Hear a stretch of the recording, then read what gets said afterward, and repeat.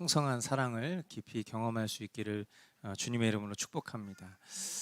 이사야서 강해의 쉬운 번째 시간인데요. 나 이스라엘의 거룩한 하나님이 너를 속량한다 라는 제목의 말씀 가지고 이사야 41장 1절부터 16절까지 말씀, 하나님의 말씀 선포하도록 하겠습니다. 우리 함께 1절부터 4절까지 한 목소리로 읽어봅니다. 섬들아 나의 앞에서 잠잠하여라. 백성들아 송사를 가져오너라. 가까이 와서 말하여 보아라. 와서 함께 판가름하여 보자. 누가 동방에서 한 정복자를 일으켰느냐? 누가 그를 가는 곳마다 승리하게 하였느냐? 누가 민족들을 그에게 굴복하게 하였느냐? 누가 그를 왕들의 통치자로 만들었느냐? 그의 칼은 그들을 쳐서 티끌처럼 만들고 그의 활은 그들을 흩어서 건불처럼 날리게 하였다. 그가 거침없이 질주하여 그들을 추격하니 미쳐 발이 땅에 닿지도 않는다. 누가 이런 일을 일어나게 하였느냐? 누가 역사의 흐름을 결정하였느냐? 태초부터 나 주가 거기에 있었고 끝날에도 내가 거기에 있을 것이다. 아멘. 하나님께서는 이스라엘을 괴롭히고 또 비참하게 만든 바빌론을 멸망시키기 위해서 도구로 삼으신 나라가 바로 동방의 한 정복자라고 오늘 본문에 나오는 페르시아의 고레스 왕을 일으키셔서 공의로운 심판의 도구로 쓰시기로 결정했다는 것을 이 본문을 통해서 선언하고 계십니다. 이 일과 그리고 이 페르시아의 고레스 왕, 이 인물은 역사적으로 지금 이 말씀이 선포된 기점으로부터 약 150년에서 200년 후에 실제로 일어난 사건이 되겠지만 더 우리가 여기서 주목해서 봐야 될 것은 하나님께서 창세 때부터 그리고 세상의 마지막 날까지 모든 시대를 하나님께서 작정하시고 창조하시고 섭리하신 분이시기 때문에 하나님에게 있어서 지금 이 선포되고 있는 예언, 이것은 하나님에게 있어서는 현재와도 같은 분명한 실상이라는 것을 우리는 주목해야 한다는 거예요. 그리고 이 일은 결코 번복되지 않고 반드시 일어날 일이라는 것 또한 우리는 자각해야 합니다.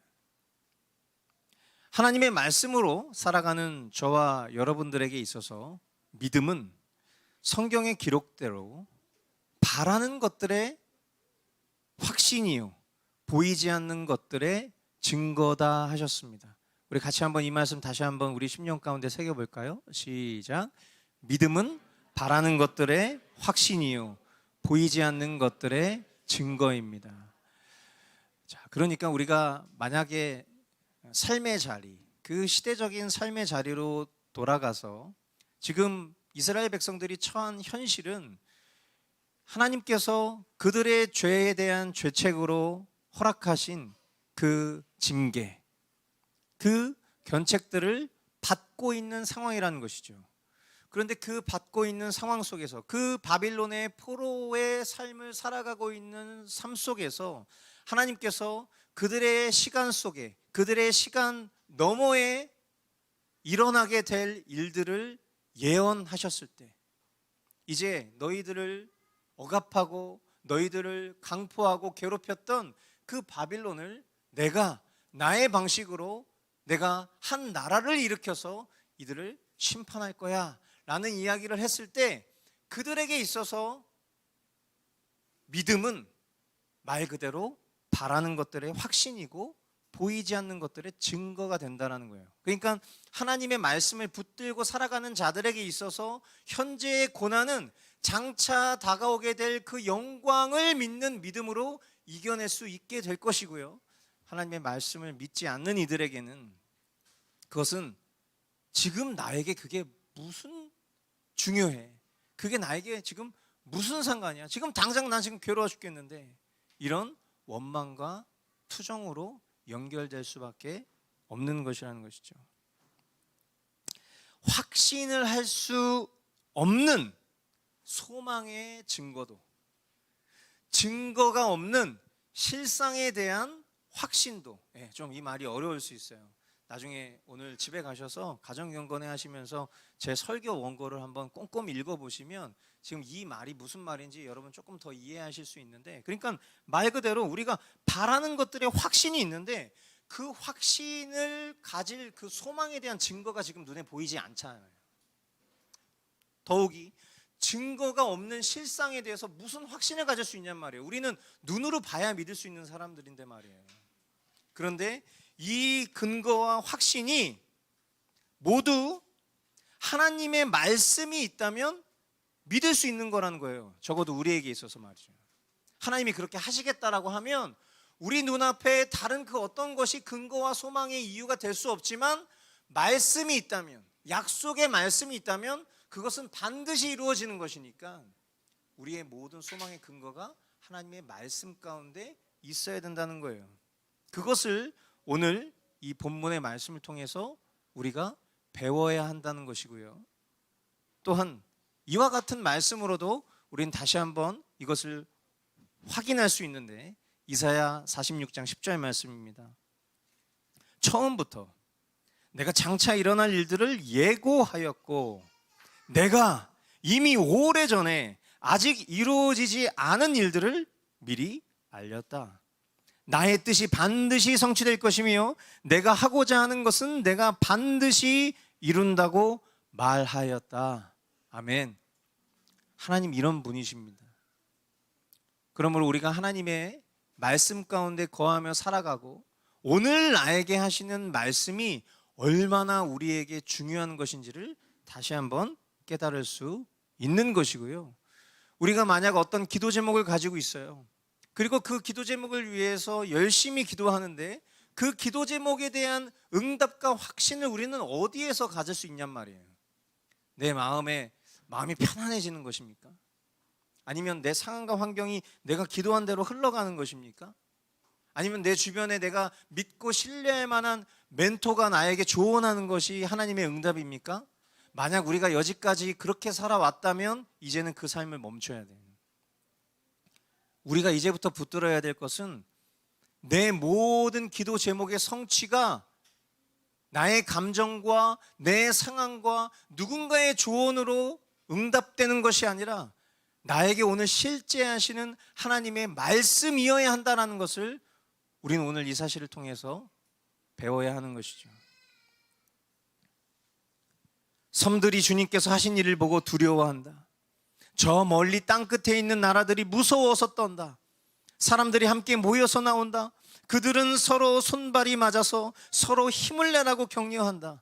대장장이는 도금장이를 격려하고 마치로 고르게 하는 모루를 치는 자를 격려하여 이르기를 잘했다 잘했다 하며 못을 박아서 우상이 기우뚱거리지 않게 한다. 그러나 이러한 하나님의 압도적 현실, 하나님께서 선포하시는 말씀대로 반드시 이루어질 것이라는 이런 압도적인 현실과 말씀의 약속 가운데에서도 사람들은 자신들의 죄악된 행실에서 벗어나 하나님께 돌이키기는커녕 더욱더 우상 숭배에 빠져서 서로를 격려하면서 잘했다 잘했다 괜찮아 괜찮아 하면서 우상을 만드는 일에 더 열심을 낼 거라는 거예요. 마치 대장장이는 도금장이를 격려하고, 왜 대장장이 도금장이라는 표현을 썼겠어요? 우상 만드는 사람들이잖아요. 그냥 형상적으로 우상을 만드는 사람들을 지목하여서 말하는 게 아니라는 거 우리 아시겠죠? 그냥 그 우상을 늘 빌딩하고 있는 사람들, 하나님께 돌이키지 않고 우상을 사랑하고 있는 사람들의 모습을 빗대어 이야기하고 있는 거예요. 잘했어 잘했어 괜찮아 그렇게 살아도 되는 거야. 망치로 달궈진 쇠를 두들기며 잘했다 잘했다 하며 더 견고하게 주물에 넣은 철을 다시 그 모루 위에 얹고 그것을 두들기면서 더 견고하게, 내가 사랑하는 그 우상을 더 견고하게 사랑하는 그 불신앙의 태도로 살아가는 이 모습을 볼 때에 이 비유의 말씀이 참으로 두려운 것은 계속하여 반복된 경고 가운데에도 좀처럼 변하지 않고 오히려 더욱 견고하게, 나는 절대 바뀌지 않을 거야, 우리는 절대 바뀌지 않을 것입니다, We are solid, 나는 견고하다, 나는 하나님의 말씀이 아무리 나에게 와도 나는 끝까지 나 스스로 나를 격려하고 나는 내 방식대로 My way 그렇게 살아갈 거야. 이런 현실과 참 많이 닮아 있기 때문에 이 말씀이 참 두렵게 느껴지는 거죠. 언제쯤 우리의 헛된 우상과 불신앙의 삶으로부터 돌이킬 수 있을까? 하나님의 말씀을 전혀 신뢰하지 않는 그런 삶으로부터 우리는 언제쯤 돌이킬 수 있을까?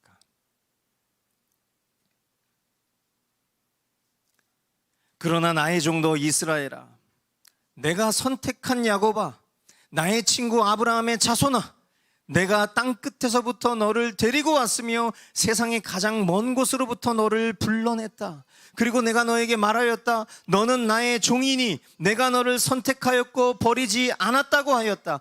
내가 너와 함께 있으니 두려워하지 말아라. 내가 너의 하나님이니 떨지 말아라. 내가 너를 강하게 하겠다. 내가 너를 도와주고 내 승리의 오른팔로 너를 붙들어 주겠다. 참 복음이라는 게 그래요.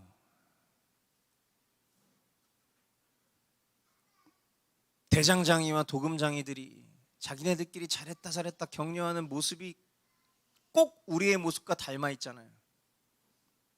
그럼 거기서 그냥 심판을 이루고 딱 끝나버리는 게 우리의 인간의 마음 편에 참 그것이 시원하고 개운할지 모르겠어요. 그 심판의 현장에 우리가 머물러 있다 하여도 그게 페어하고 그게 더 공정한 것처럼 보이잖아요. 그런데 좀처럼 하나님께로 돌이키려고 하지 않는 이 완악하고 우둔한 하나님의 백성들에게 하나님은요 뭐라고 말씀하시냐면, 나의 종 너 이스라엘, 내가 선택한 야곱, 나의 친구 아브라함의 자손이라고 불러주십니다. 14절에도 나오는 표현이지만요, 지렁이 같은, 벌레 같은 이스라엘이라고 부르신 것이 더 잘 어울리는 현실이잖아요. 그죠?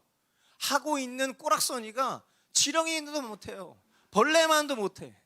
그런데 그런 현실 가운데서 하나님께서는 이 이스라엘을 친구라고 불러주십니다.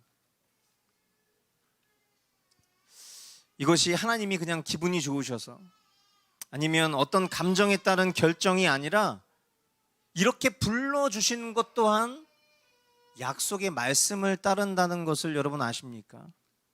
출애굽기 20장 6절 말씀해 보니까요, 그러나 나를 사랑하고 나의 계명을 지키는 사람에게는 수천 대의 자손에 이르기까지 한결같은 사랑을 베푼다.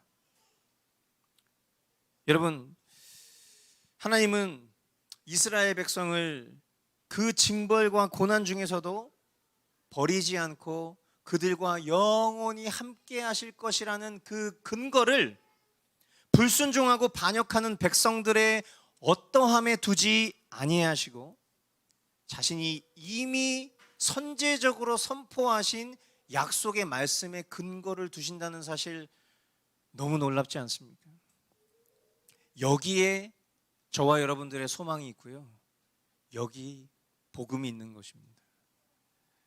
오늘 우리가 살아가는 이 패역하고 이 완고한 모습 가운데서도 하나님이 저와 여러분들을 버리시지 않고 하나님께서 우리를 친백성, 하나님의 자녀로 삼아주시겠다는 그 약속의 근거가 나의 불순종한 행실에 있는 것이 아니라 하나님의 약속의 말씀에 있다는 것이 너무 소망이 되는 거죠.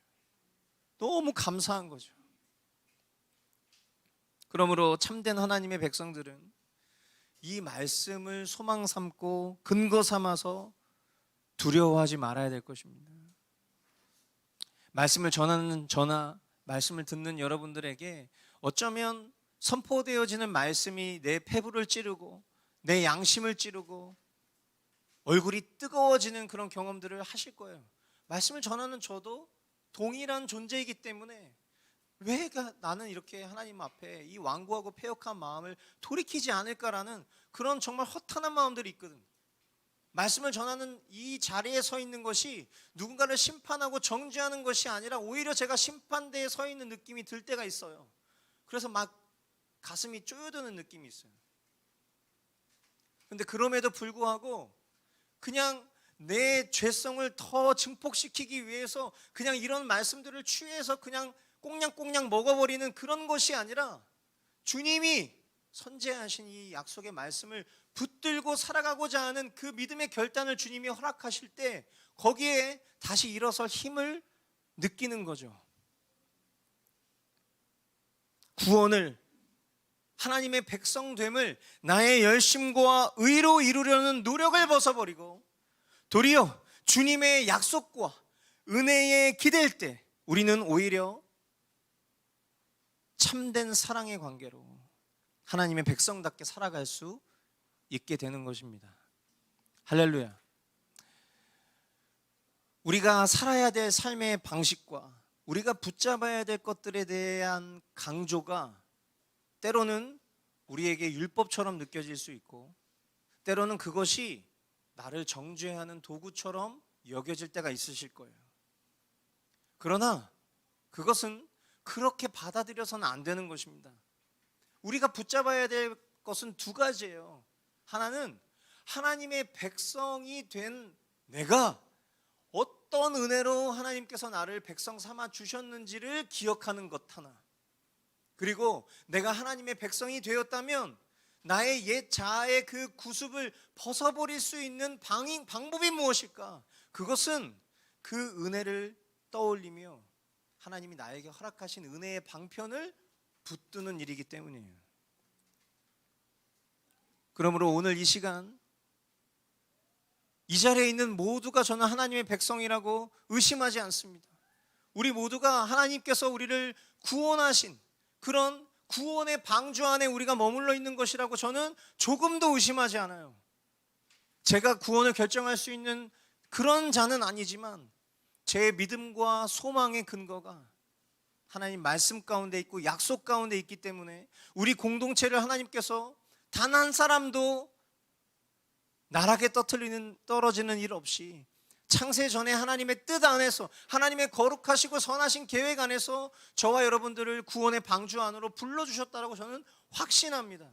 그렇다면 우리가 붙잡아야 될 것은 두렵고 떨리고 정죄하는 마음이 아니라 오늘 이 시간 우리의 심령 가운데 주님이 두들기시는 나랑 교제하자, 내 말씀으로 나랑 교제하자 라고 주님이 계속 두들기시는 그 사랑의 음성 앞에 저와 여러분들이 순종으로 나아가는 것이 진짜 우리가 붙잡아야 될 마음인 줄 믿습니다. 우리 하나님은 또 어떤 분이십니까?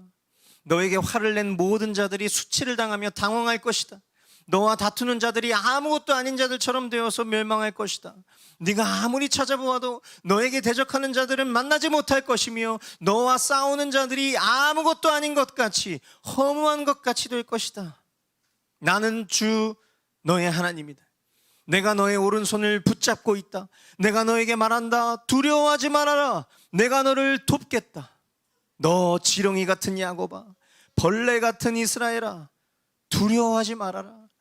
주님께서 말씀하시기를 내가 너를 돕겠다. 나 이스라엘의 거룩한 하나님이 너를 속량한다고 하셨다. 이스라엘 백성들은 지난 세월 동안 수많은 주변국에게 고난을 겪어왔습니다. 그러나 이스라엘을 향해 화내며 학대하던 모든 나라들은 수치와 곤욕을 치를 것이며 아무것도 아닌 자들처럼 멸망할 것이라고 우리 주님 말씀하십니다. 언젠가 제가 구원에 대해서 여러분들에게 계속 강조하며 설교했었던 것처럼 하나님의 구원이라는 것은 단순히 죽어서 천국 가는 것이 아니라고 말씀드렸습니다. 하나님의 구원은 하나님의 백성들을 회복시켜 주시는 것뿐 아니라 하나님의 백성들을 괴롭히던 이들을 향한 심판까지도 포함하는 것이라고 말씀 전했습니다. 만약 하나님이 우리를 선택하시지 않았으면 우리는 어떤 존재라고 성경이 이야기합니까? 지렁이 같은, 벌레 같은 존재였을 것이라는 거예요. 여기서 이야기하는 것은 조롱하고 비난하고 격하시키는 게 아니에요. 너 원래 그런 자였잖아. 너 원래 지렁이 같은 자였잖아. 너 원래 벌레 같은 자였잖아. 그런데 그런 너는 이제 없어. 너는 내 백성이야. 넌 내가 반드시 널 구원할 거야. 너가 어떠한, 너가 지렁이 같은, 벌레 같은 그런 행동을 하며 나를 향해서 조롱하고 내 말씀을 거역하고 내 뜻대로 살아가지 않는다 할지라도 내가 반드시 너를 내 백성 삼고 너를 그렇게 살게 할 거야. 엄청난 역전의 표현인 거죠. 이 말씀이 말이에요. 그리고 내 백성을 괴롭혀? 내 새끼를 괴롭혀? 이놈들 다 내가 싸그리 잡아다가 아무것도 아닌 존재로 만들어버릴 거야. 친백성들을 괴롭혔던 수많은 열국을 아무것도 아닌 존재로 심판하실 것이라는 약속. 여러분, 제가 언젠가 그런 비유를 들었잖아요. 어린 꼬마가, 내 아이가 어디 가서 친구들한테 막 맞고 왔어요. 이 아이가 기댈 데가 없어서 아빠한테 아빠 제가 나 때렸어요 라고 일렀을 때 제대로 된 아빠는 어떻게 하죠? 아빠 가서 혼내줄게. 여러분, 이게 사실은 제대로 된 아빠예요. 그리고 가서 그 아이를 때리거나 혼내는 건 미성숙한 거죠. 아빠 가서 혼내줄게 하고 가서 그 아이를 잘 타일르고 훈육하고 다시는 그러지 않도록 하는 게 그게 바른 관계잖아요. 그 아이가 아빠를 신뢰해서 아빠한테 아빠 저 이렇게 맞고 왔어요, 저 이렇게 괴롭힘 당했어요 라고 했는데, 야 임마 그건 네가 잘못한 거지. 얼마나 상처를 받겠어. 얼마나 기댈 데가 없겠어. 앞으로 이스라엘 백성들이 자신의 죄책으로 자신들이 겪고 있는 환난이에요. 그런데 하나님께서 그들을 내버려 두셨죠. 왜? 그들 스스로 뇌우치고 깨닫고 돌이키게 하기 위해서. 그러나 그들은 절대로 스스로 깨닫고 돌이키지 않습니다. 그러나 하나님은 때가 되면 그들의 마음 가운데 돌이킬 마음을 부어주시죠. 그리고 도리어 먼저 그들에게 말씀해 주세요. 너희를 괴롭히던 자들 내가 가만두지 않을 거야. 내 백성, 내 새끼 괴롭힌 자들 내가 가만두지 않을 거야. 이 말씀을 듣는 하나님의 백성들 마음이 어땠을까? 너무나 든든하지 않았을까요? 너무 감사하지 않았을까요? 아, 내가 이런 하나님 두고 내가 도대체 뭘 섬긴 거야 그동안. 내가 이런 하나님 두고 그동안 뭘 사랑했던 거야. 이런 마음 갖지 않았을까? 오늘 이 말씀은 고스란히 우리의 것입니다. 하나님 지금 우리를 향해서 이런 약속을 하고 계신 거예요. 어떤 우리에게? 지렁이 같은, 벌레 같은 우리에게 주님은 하늘의 영광을 함께 누릴 하나님의 백성으로, 왕 같은 제사장으로, 거룩한 나라로 그렇게 우리를 불러주고 계신다는 것을 여러분 들으실 수 있길 바라요. 내가 너를 날이 날카로운 새 타작기로 만들 터이니 네가 산을 쳐서 부스러기를 만들 것이며 언덕을 겨로 만들 것이다. 네가 산들을 까불면 바람이 그 가루를 날려버릴 것이며 회오리 바람이 그것들을 흩을 것이다. 그러나 너만은 나 주와 더불어 기뻐할 것이며 나 이스라엘의 거룩한 하나님을 찬양할 것이다. 하나님께서는 이스라엘 백성을 날이 날카로운 새 타작기계로 삼으셔서 이방의 크고 작은 나라들을 다 멸하실 것이라고 선포하십니다. 이것은 다니엘서에 기록된 예언과 그 결을 같이 하는 것인데요.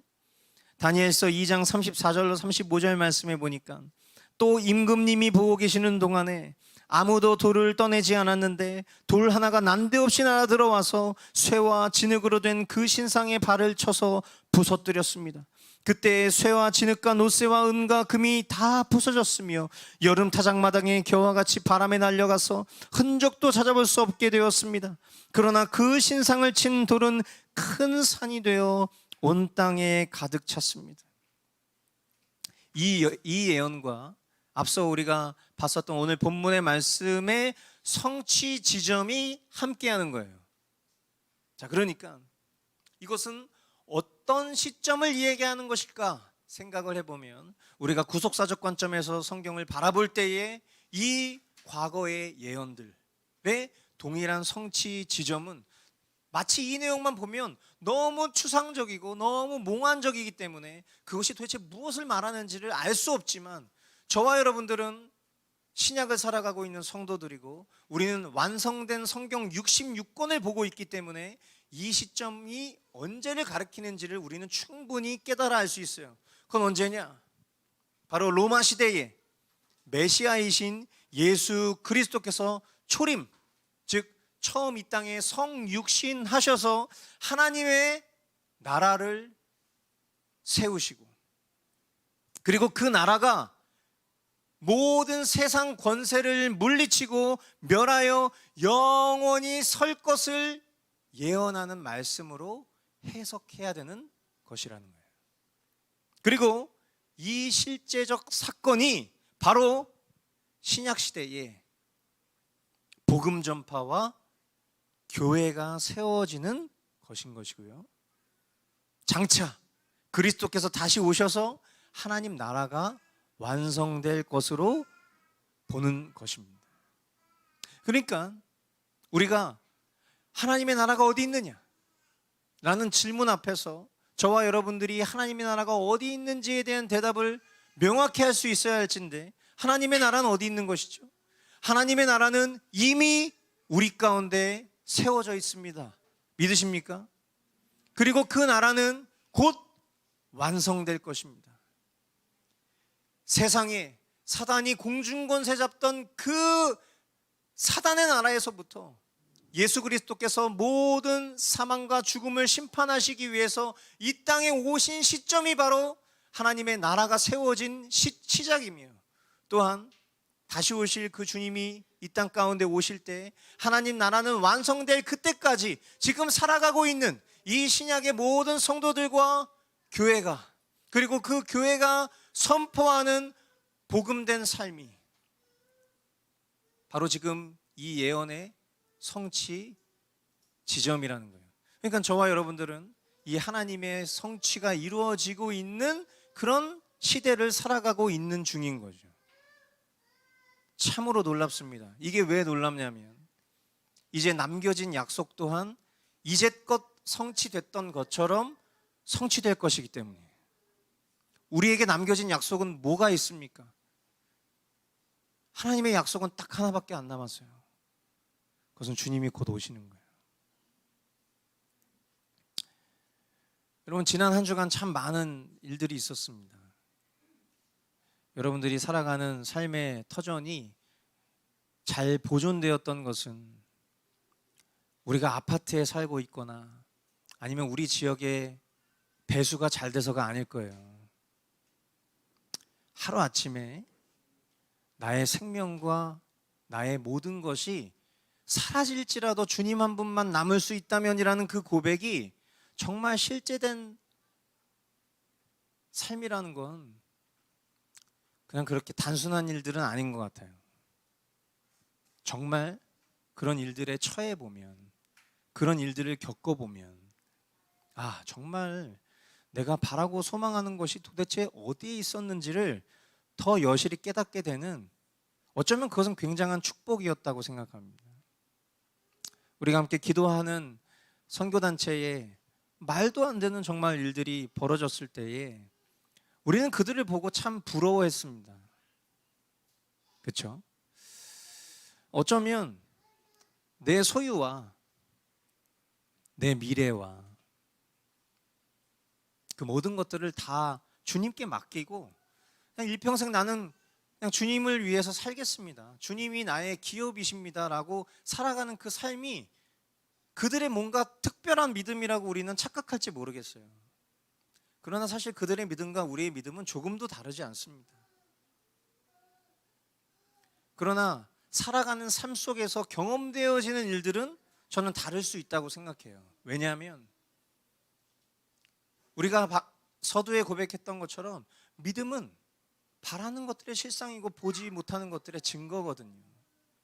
우리가 하나님이 나에게 허락하신 믿음을 사용하지 않으면 우리는 실상과 증거를 우리의 삶 가운데 별로 보지 못하고 살 수밖에 없어요. 그러나 벼랑 끝에서 뛰어내렸을 때 내 등에 날개가 있다는 것을 확인하게 되는 것처럼 우리는 나에게 허락하신 작은 믿음을 썼을 때 비로소 주님이 나의 삶의 주인이시라는 것을 경험할 수 있게 됩니다. 죽음 앞에서도 내 모든 것들이 다 날아가도 말이에요. 그러므로 부러워하기보다는 예 주님, 저도 그 삶을 살겠습니다.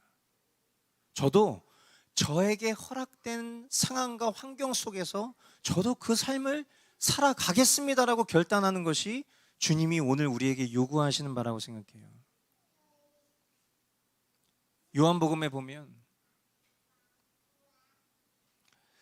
제자들이 멍청한 질문을 가끔 예수님께 던질 때가 있죠. 예수님의 말씀에 대해서 예수님이 다시 오실 때에 요한이 살아있을지 아닐지에 대한 이런 우둔한 질문에 대해서, 이런 베드로의 질문에 대해서 예수님은 요한에게 그렇게 베드로에게 그렇게 얘기하시죠. 그게 너랑 무슨 상관이 있어? 그게 너랑 무슨 상관이 있어? 여러분, 그게 무슨 말씀인지 이해가 되십니까? 하나님이 우리를 부르신 부르심과 사명은 제각각이에요. 다른 누구가 살아가는 삶과 내 삶을 비교할 필요도 없어요. 그저 오늘 나에게 맡기신 자리가 하나님이 나를 부르신 자리라는 확신만 있다면, 그 세워진 자리에 대해서 하나님이 나를 부르셨다는 약속의 말씀만 있다면 여러분, 우리는 비교할 필요가 전혀 없어요. 오히려 나에게 부르신 그 자리에서 내가 더욱 신실하게 하나님을 예배하며 복음을 전할 수 있는 방법이 무엇인지를 고민하지 못하고 살아가는 것이 안타까운 일인 거죠.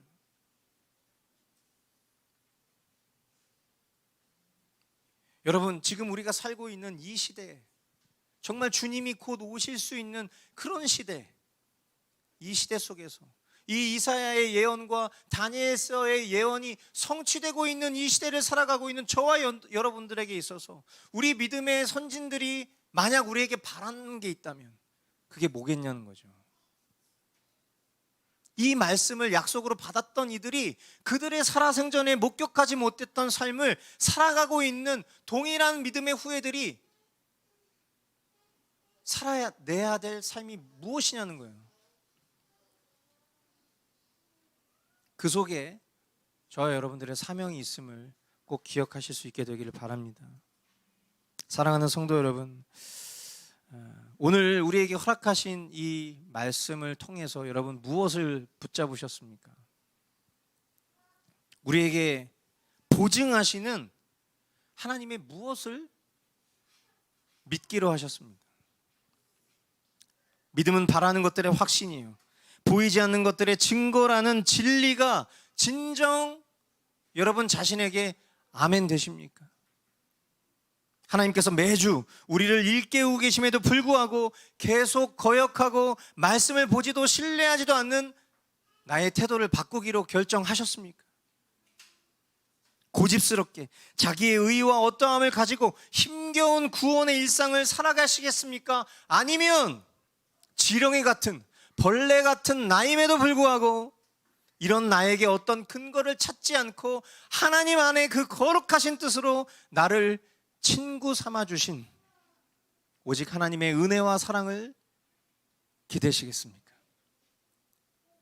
또한 오늘 나를 주님의 몸된 교회로 부르셔서 하나님 나라를 세워가고 계시며 다시 오실 주님을 기다리는 자로 살게 하시는 그 실제를 붙드시겠습니까? 완전하신 하나님의 보증 앞에 고집스러운 나의 확신과 완고한 태도를 버리고 주님이 붙들게 하신 말씀을 따라 스스로 던진 이 질문에 주님이 내어주신 대답으로 아멘하며 믿음의 길 걸어가는 사랑하는 우리 모든 머스트 교회 교우들 되실 수 있기를 주님의 이름으로 축원드립니다. 기도하겠습니다.